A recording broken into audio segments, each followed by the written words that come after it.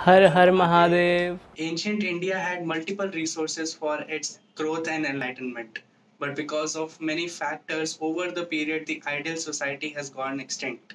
These factors are like theft, corruption, foreign invasion on India. etc. But we are bringing three books, we are going to talk about three books which will help the society to come back to that ideal form, hopefully. तो पहली book हमारी आती है मनुस्मृति। मनुस्मृति को बहुत से लोग बोलते हैं कि ब्राह्मणिज्म प्रमोट करती है और लोअर कास्ट का ऑपरेशन ये प्रमोट करती है। Although will see in this discussion कि ये करती भी है ऐसा या नहीं।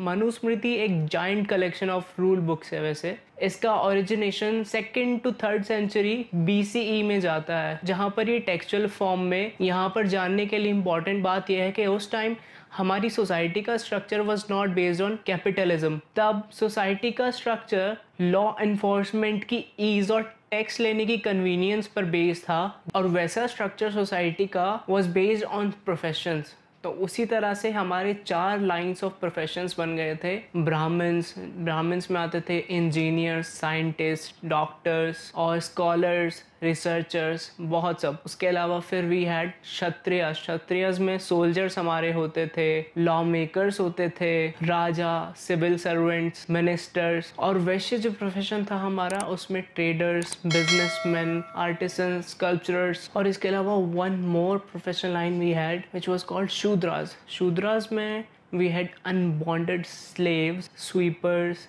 या क्लीनर्स, ये सब लोग रहते थे। So these 4 lines of professions were there initially, but then the capitalism came, and now we have our society divided into 3 categories, namely upper class, middle class, lower class. current scenario में again Manusmriti को बोलते हैं कि Brahmanism promote करता है और operation of lower caste ये promote करता है। ऑल्दो अगर हम एक्चुअल में पढ़कर देखें तो none of the Vedic text actually promote anything called caste या जाति जैसा कुछ भी वेदों में वर्णन हुआ ही नहीं है उन चीज़ों का, but these are projected as the false images of this text. और अगर कोई फेलिंग डेमोक्रेसी में स्टेबिलिटी लाने के लिए कोई बुक हेल्पफुल है तो it is the rule book of Manusmriti. हमारे हिंदू स्क्रिप्चर्स 2 पार्ट में डिवाइडेड हैं, 2 कैटेगरीज में डिवाइडेड हैं, Smriti and Shruti. Smriti is the one which is remembered and Shruti is the one which is heard. Smriti के अंदर बहुत सारे सब कैटेगरीज आती हैं, फॉर एग्जाम्पल उपवेद, अगम, इतिहास, धर्मशास्त्र, दर्शन। इसके अंदर सारी बुक्स आती हैं, भगवत गीता, महाभारत, रामायण, मनुस्मृति एक्सेट्रा। अगर हम लोग श्रुति के साइड जाते हैं तो श्रुति हमारे चारों वेद के बारे में बताती है, ऋग्वेद, सामवेद, अथर्ववेद, यजुर्वेद। ये 4 वेद के कुछ पर्टिकुलर श्लोक्स हैं जिनको हम लोग उपनिषद बना लेते हैं। उन उपनिषद से हमारे आगे की बुक्स को कैटेगराइज किया गया है।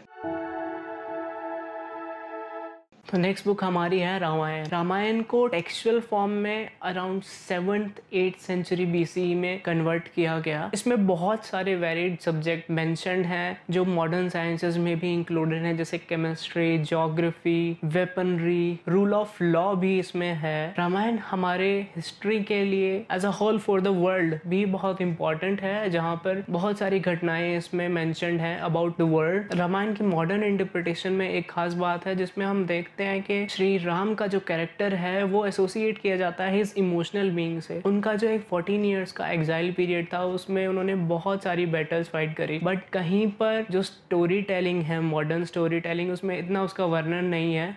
प्रोबेबली प्रोजेक्ट किया गया है कि उनकी इमोशनल स्टेट या उनकी मीक स्टेट कैसे प्रमोट करें। इसी में श्री राम को दिखाया गया है कि he is the epitome of मर्यादा मीन्स रेस्ट्रिक्शंस और लिमिटेशंस। तो हम देखते हैं आज की सोसाइटी में जहाँ पर फ्रेटर्निटी, इक्वालिटी और लिबर्टी का बोलबाला है, उसी के अंदर बहुत जगह पर ऐसा होता है कि लिमिटेशंस या restrictions of an individual are not realized, और फिर कुछ ऐसे स्टेप्स लोग ले लेते हैं which are not good for the growth of society, और वो सिर्फ अपने लिए ही नहीं दूसरों के लिए भी प्रॉब्लम्स क्रिएट करते हैं। तो अगर हर एक इंडिविजुअल अपनी लिमिट्स या अपनी रेस्ट्रिक्शंस या अपनी मर्यादा रियलाइज करे तो will all have a utopian society with the rule of law, जिसको हम राम राज्य कहते हैं।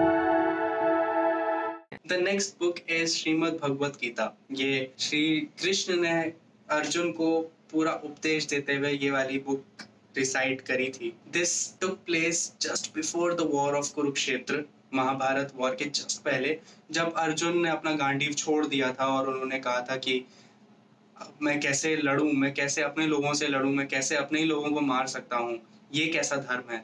तब श्री कृष्ण ने ये सारी चीजें बताई थी उनको कि क्या चीज सही है, क्या चीज गलत है, लाइफ के बारे में सब कुछ बताया था। भगवत गीता में ब्रह्म ज्ञान के तीनों फैक्टर्स को समझाया गया है, कर्म योग, सांख्य योग और भक्ति योग। सांख्य योग ब्रह्म ज्ञान का पहला ज्ञान है। इससे हमें समझ में आता है एक सोल एक बॉडी की फॉर्म में लाइफ और डेथ की साइकिल में हमेशा चलती रहती है। जब ये बंदा समझ जाता है तो उसको ये समझ में आता है कि सोल जो है वो गॉड का एक पार्ट है।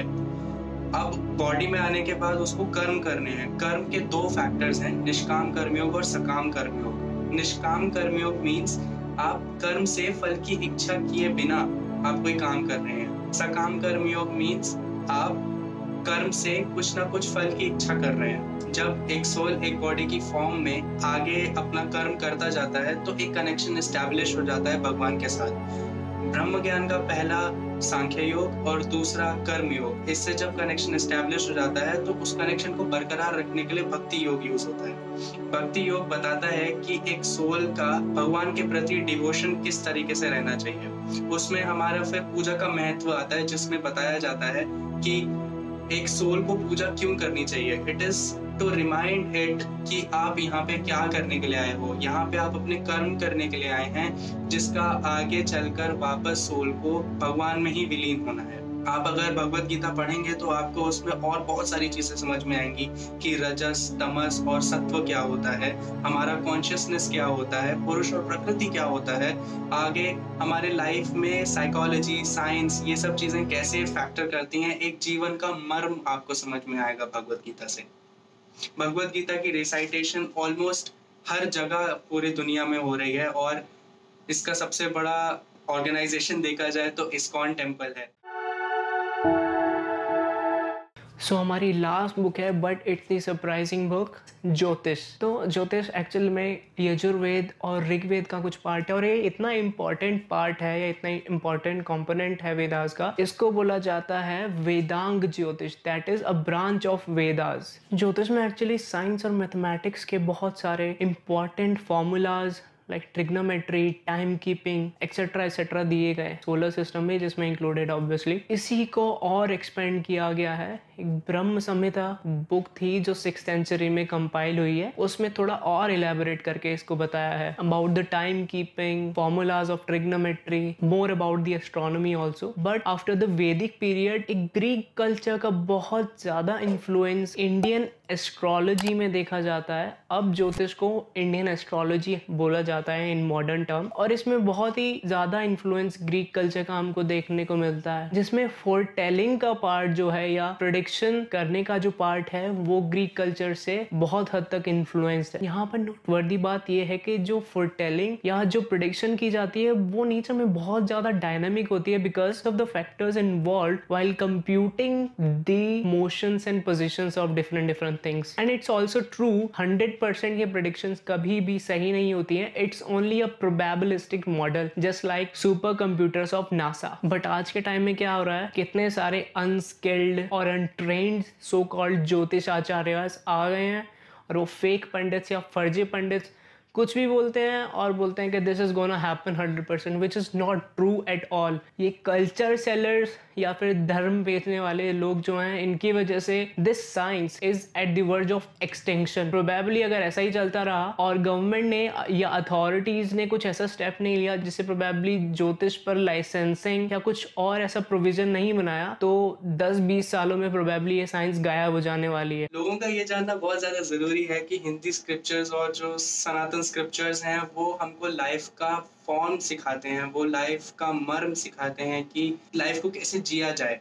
उसके अलावा वो साइंस, साइकोलॉजी और डिफरेंट पर्सपेक्टिव समझाते हैं। तो हमने तो सिर्फ 3 बुक्स के बारे में बात करी है अपनी वीडियो में। स्मृति और श्रुति के अंदर बहुत सारी बुक्स हैं, आप उसको पढ़िए, उसको समझिए और एक लाइफ का एक आइडियल सोसाइटी बनाने की कोशिश करते हैं। आपको अगर ये वीडियो पसंद आई तो फिर लाइक कीजिए, सब्सक्राइब कीजिए, बेल आइकन को प्रेस कीजिए और व्हाट्सएप, फेसबुक, इंस्टाग्राम हर जगह शेयर कीजिए। हमारा इंस्टाग्राम हैंडल भी है, फेसबुक का भी पेज है, आप उसको भी लाइक कर सकते हैं फॉर रेगुलर अपडेट्स। और तब तक के लिए जय जय श्री श्री राम। राम।